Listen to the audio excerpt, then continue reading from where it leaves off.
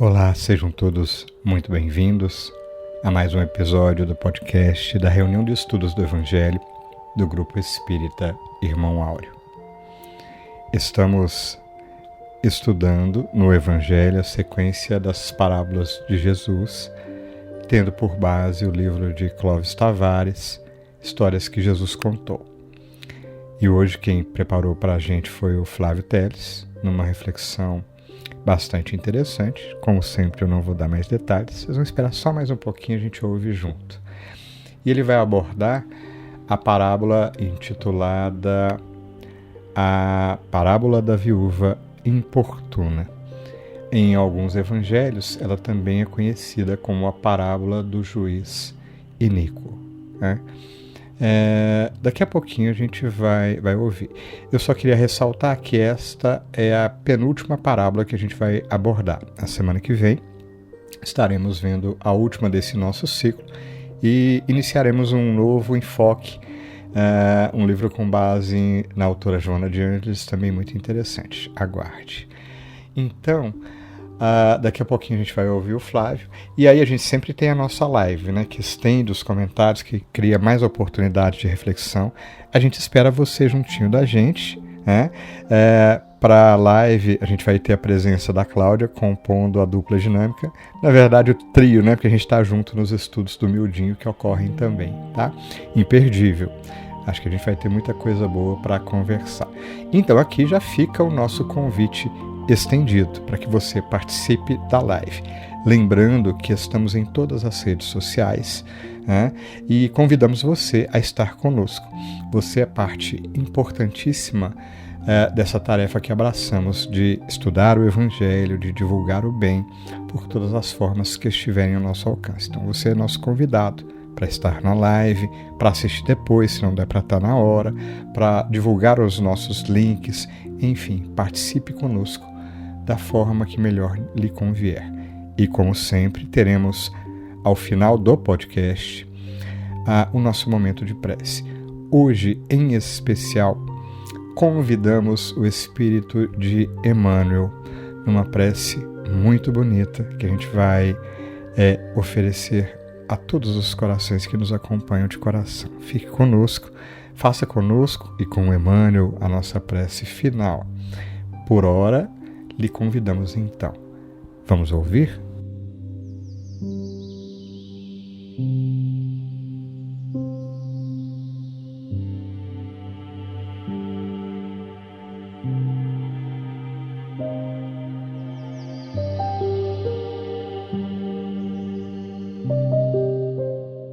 Olá a todos, sejam novamente bem-vindos a mais um podcast de estudo do Evangelho à luz da doutrina espírita. Estamos estudando as parábolas de Jesus, tendo como referência o livro de Clóvis Tavares, intitulado Histórias que Jesus Contava, do capítulo 14, a parábola da viúva importuna, bem como obras subsidiárias dentro do Espiritismo, como o livro Jesus e Atualidade, pelo espírito de Joana de Ângeles, psicografia de Divaldo Franco, na lição 7, intitulado Jesus e Justiça, e também o livro Justiça Divina, pelo espírito Emmanuel, psicografia de Chico Xavier, na lição 80, intitulada Na Luz da Justiça. Clóvis Tavares se refere à parábola contada por Jesus no Evangelho de Lucas, capítulo 18, versículos de 1 a 8, a qual leremos integralmente no Novo Testamento, ditado por Haroldo Dutra Dias, intitulada como A Parábola da Viúva e do Juiz. Diz assim: E contava-lhes uma parábola sobre a necessidade de orar sempre e não desanimar, dizendo: Havia em uma cidade um juiz que não temia a Deus, nem respeitava homem algum. Havia naquela cidade também uma viúva, que vinha a ele dizendo: Faze-me justiça contra meu litigante. Durante um tempo, ele não queria. Depois disso, ele disse a si mesmo: apesar de não temer a Deus, nem respeitar homem algum, por me dar trabalho essa viúva, farei justiça a ela, para que não venha, por fim, a me importunar. Disse o Senhor: ouvi o que diz o juiz da injustiça.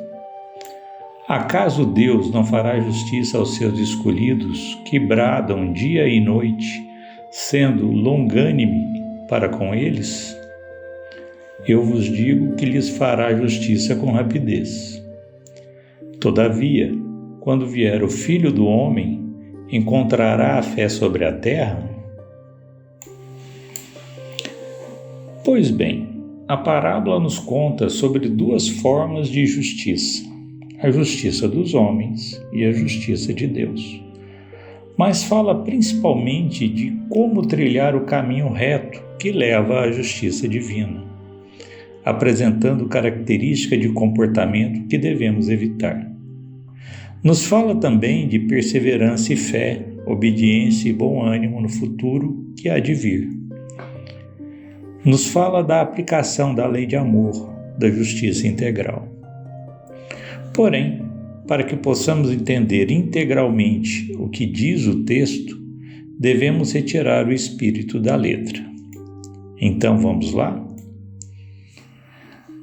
No Velho Testamento, mais precisamente em Êxodo, capítulo 20, versículo 13, está descrito o 6º mandamento: não matarás. Embora a tradução correta do hebraico seja não assassinarás, podemos avaliar o verbo de uma forma mais abrangente do que simplesmente uma proibição por tirar a vida física de alguém, mesmo porque a vida física é finita, como sabemos.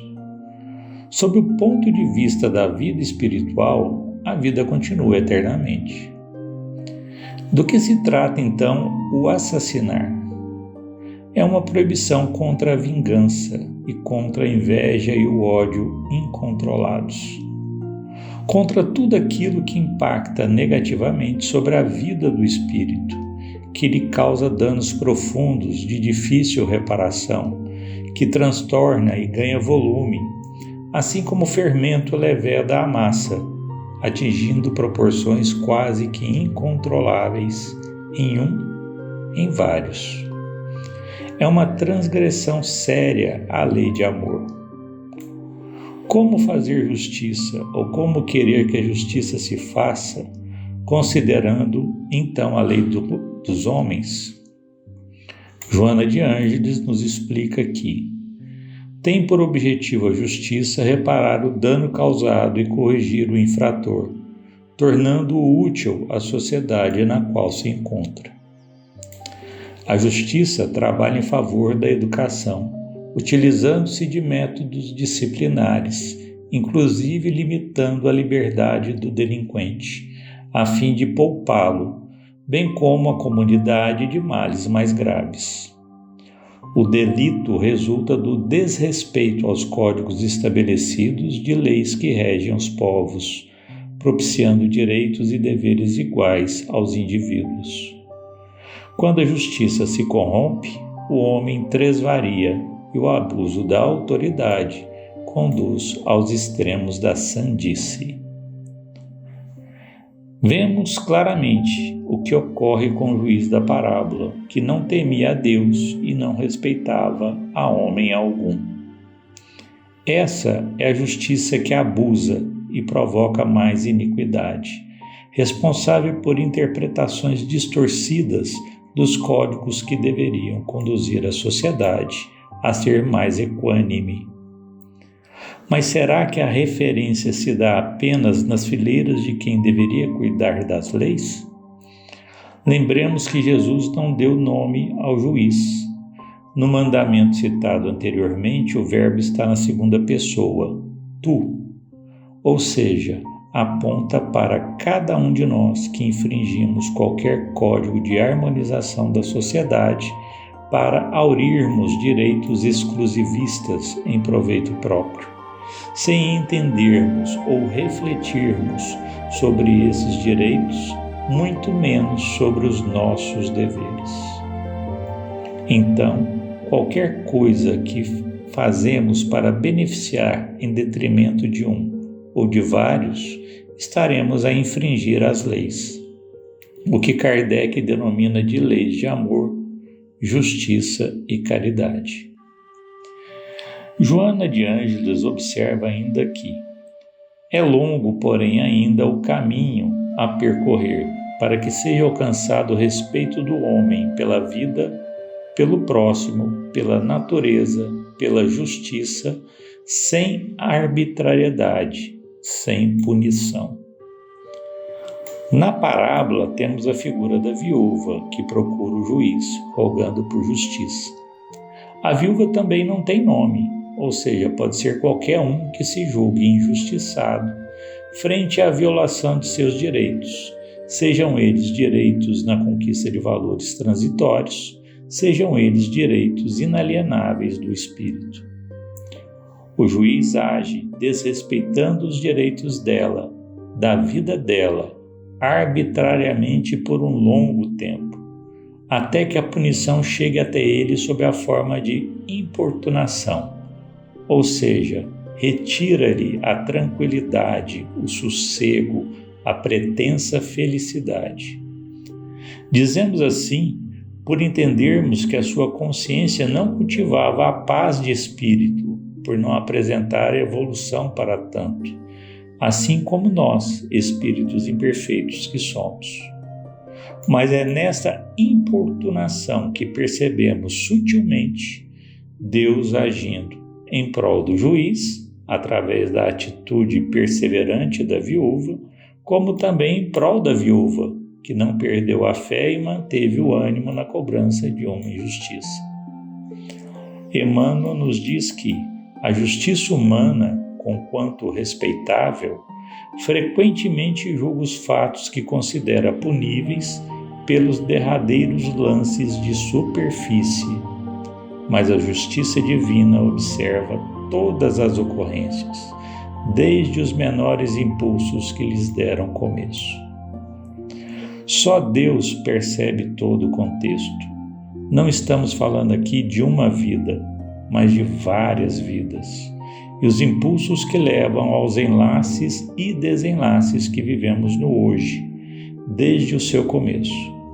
Só Deus pode nos julgar, mas prefere, no desenrolar do tempo, ter compaixão, misericórdia por nossos erros transatos, nos dando novas oportunidades através da reencarnação. Continua Emmanuel.